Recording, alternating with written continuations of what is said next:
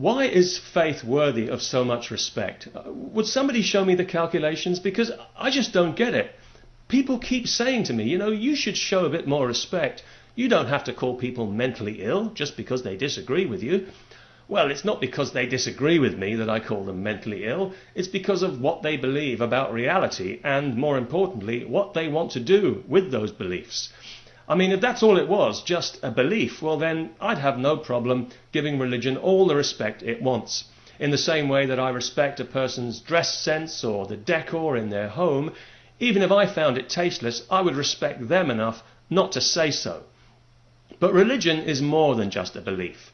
Religion wants to impose a universal morality, which is why it has always attracted the kind of person who thinks other people's private lives are their business. And giving respect to this mentality is exactly what's got us into the mess that we're in. We've given religion ideas above its station, and we've persuaded it that it's something it's not, when the truth is that faith is nothing more than the deliberate suspension of disbelief. It's an act of will. It's not a state of grace, it's a state of choice, because without evidence, you've got no reason to believe apart from your willingness to believe. So why is that worthy of respect any more than your willingness to poke yourself in the eye with a pencil? And why is faith considered some kind of virtue? Is it because it implies a certain depth of contemplation and insight? I don't think so. Faith, by definition, is unexamined. So in that sense, it has to be among the shallowest of experiences. And yet, if it could, it would regulate every action, word and thought of every single person on this planet, because let's not forget, even an impure thought is a sin. Well, I think that belief in God is an impure thought. It pollutes our understanding of reality, it gets in the way, and it brings out the worst in the best of us, so that we're even prepared to stoop so low as to poison the unformed minds of the people we love the most, our children. By the time they're old enough to think for themselves, it's too late. They've been well and truly hypnotized. I'm sorry, but there's no nice way to say this. If you fill your child's mind with images of Satan and the horrors of hellfire, you're a sick individual, and you are mentally ill. And the only reason you don't know this is because you've been indulged for far too long by people and institutions that really ought to know better. The truth is, your beliefs are infantile. Your scriptures are lies, and your gods are illusions. And I can say that with all due respect, because no respect is actually due. And besides, anyone who has to demand respect automatically deserves ridicule. If you deserved respect, you'd already have it. You'd be rolling around in it like a televangelist in other people's money. No, what you deserve is mockery.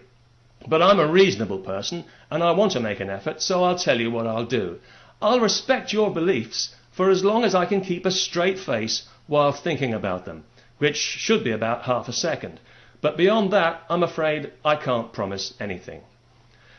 In the meantime, I don't believe that God exists, but if it turns out that I'm wrong about that, well, fair enough. I don't think much of his attitude, to be honest, and if he wants to show himself, I'd be happy to tell him that to his face, if he's got one.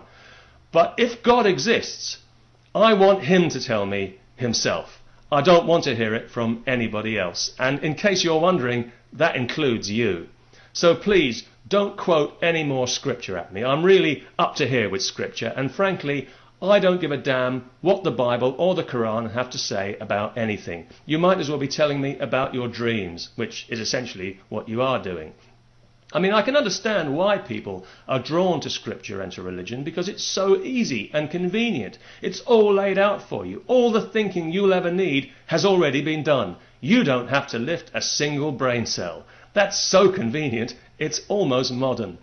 But what you've got to realize is that believing a thing, no matter how strongly, doesn't necessarily make it real.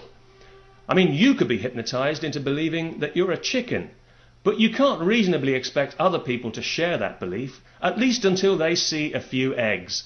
And that's the bottom line here, evidence. If you show me a few eggs, then I will believe that you are a chicken, or a Christian, or a Muslim, or whatever the hell it is that you think you are. But until then, please don't tell me not to mock your beliefs. That's like telling me not to laugh at your toupee.